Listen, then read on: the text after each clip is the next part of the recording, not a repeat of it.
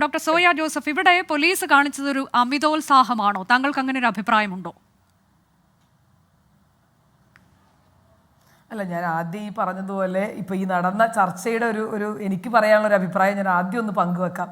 ഈ കൽപ്പറ്റ മാഷ് ഒരു കവിതയിൽ പറഞ്ഞിട്ടുണ്ട്, ഈ ശരീരം മുഴുവൻ ലൈംഗികാവയവങ്ങളുള്ള എന്തോ ഒന്നിൻ്റെ പേരാണ് സ്ത്രീ എന്നാണ് ഈ നാട്ടിലെ ബഹുഭൂരിപക്ഷം മനുഷ്യരുടെയും ധാരണ എന്നുള്ളതാണ് നമുക്ക് മനസ്സിലാക്കാൻ കഴിയുക. ഇപ്പോൾ നിരന്തരം രാഹുൽ ഈശ്വർ ഇപ്പം മുഴുവൻ പറഞ്ഞു വെച്ചൊരു കാര്യം വസ്ത്രധാരണം എന്ന് പറയുന്ന ഏറ്റവും പ്രധാനപ്പെട്ടൊരു കാര്യത്തെ പറ്റിയിട്ടാണ്.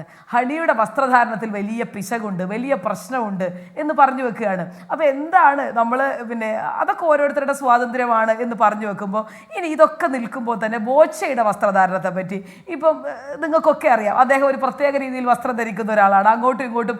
അങ്ങനെയാണെങ്കിൽ ഹണിയുടെ വസ്ത്രധാരണത്തെ പറ്റി നിങ്ങൾ പറഞ്ഞു വെച്ച അതേ കമൻറ്റ് ഒരു സ്ത്രീ എന്ന നിലയിൽ എനിക്കും തിരിച്ചു പറയാൻ കഴിയും. കാരണം അങ്ങോട്ടും ഇങ്ങോട്ടും എത്താത്തൊരു മുണ്ടുടുത്ത് ഒരു മുറിയൻ കുപ്പായമൊക്കെ ഇട്ട് ബോച്ചയെ പോകുന്നത് കാണുമ്പോൾ ഞങ്ങൾക്ക് പ്രശ്നമുണ്ട്, അല്ലെങ്കിൽ അതും മാന്യമായ വസ്ത്രധാരണമല്ല എന്ന് പറഞ്ഞു വെച്ചൂടെ? ഇപ്പോൾ ബോച്ചയുടെ ശരീരം എന്ന് പറയുന്നത് അത് അദ്ദേഹത്തിന് അല്ലെങ്കിൽ അദ്ദേഹത്തിൻ്റെ മാത്രം പ്രോപ്പർട്ടിയാണെന്നും ഒരു സ്ത്രീ ശരീരം നിരന്തരം ഓഡിറ്റ് ചെയ്യപ്പെടേണ്ട ഒന്നാണെന്നും ഈ പറഞ്ഞു വെക്കുന്നതിലെ ഒരു അസ്വാഭാവികതയുണ്ട്, അല്ലെങ്കിൽ ഒട്ടുമേ ലോജിക്കല്ലാത്തൊരു കാര്യമുണ്ട്. അപ്പോൾ നിങ്ങൾ ആരാണ് ഇതിന് മുകളിൽ ഓഡിറ്റ് നടത്താൻ എന്നുള്ളത് ഏറ്റവും പ്രധാനപ്പെട്ടൊരു കാര്യമല്ലേ? ഇത് നിരന്തരം വസ്ത്രധാരണം എന്ന് പറയുമ്പോൾ പുരുഷൻ്റെയും സ്ത്രീയുടെയും ശരീരം തന്നെയാണ്. ആ ശരീരത്തിൽ ഒരു ശരീരത്തിന് മാത്രം ഓഡിറ്റ് ചെയ്യപ്പെടുകയും അയാൾ അതേപോലെ മാന്യമല്ലാത്ത വസ്ത്രമാണ് ധരിക്കുന്നതെന്ന് ഞങ്ങൾ പറഞ്ഞു വെച്ചാൽ നിങ്ങൾക്ക് എന്ത് മറുപടി ആക്ഷേപമാണ് പറഞ്ഞു വെക്കാനുള്ളത്? അപ്പോൾ അതൊക്കെ വളരെ വ്യക്തിപരമായിട്ടുള്ള കാര്യങ്ങളാണ്.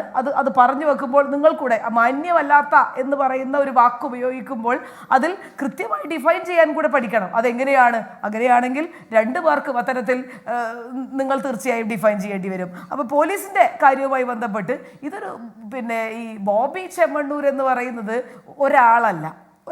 ഇത് പൊതുവിടത്തിൽ നിൽക്കുന്ന ഒരു സ്ത്രീയെ സംബന്ധിച്ച്, അല്ലെങ്കിൽ ഏതെങ്കിലുമൊക്കെ തരത്തിൽ സോഷ്യൽ മീഡിയ ഉൾപ്പെടെയുള്ള കാര്യങ്ങൾ കൈകാര്യം ചെയ്യുന്ന ഒരു സ്ത്രീയെ സംബന്ധിച്ച് നിരവധിയായ ബോച്ചേമാരെ നിരന്തരം അവരോട് അവരുടെ അക്രമത്തിൽ വീഴുകയും അതിനോട് പ്രതിരോധിക്കുകയും അതിൽ നിന്ന് എഴുന്നേറ്റ് വരികയും ചെയ്യേണ്ട മനുഷ്യരായി ഓരോ സ്ത്രീകളും മാറിക്കൊണ്ടിരിക്കുന്ന ഒരു കാഴ്ചയാണുള്ളത്.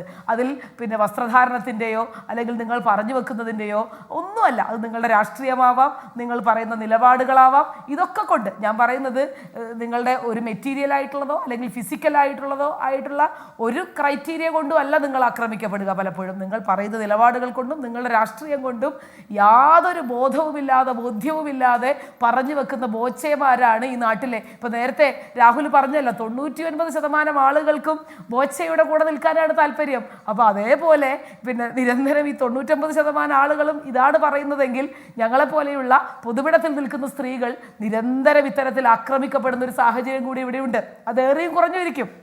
അപ്പോൾ അത്തരത്തിൽ ഹണി റോസ് ആ ഒരു കാര്യവുമായി ബന്ധപ്പെട്ട് അവർക്ക് ഏറ്റിട്ടുള്ള അല്ലെങ്കിൽ അവർക്ക് ഏൽക്കേണ്ടി വന്നിട്ടുള്ള അപമാനവുമായി ബന്ധപ്പെട്ട് അവർ മുന്നോട്ട് പോയി വളരെ കൃത്യമായിട്ടുള്ള നിയമ നടപടികൾ സ്വീകരിക്കണമെന്ന് അവർ നിരന്തരം ആവശ്യപ്പെട്ടു.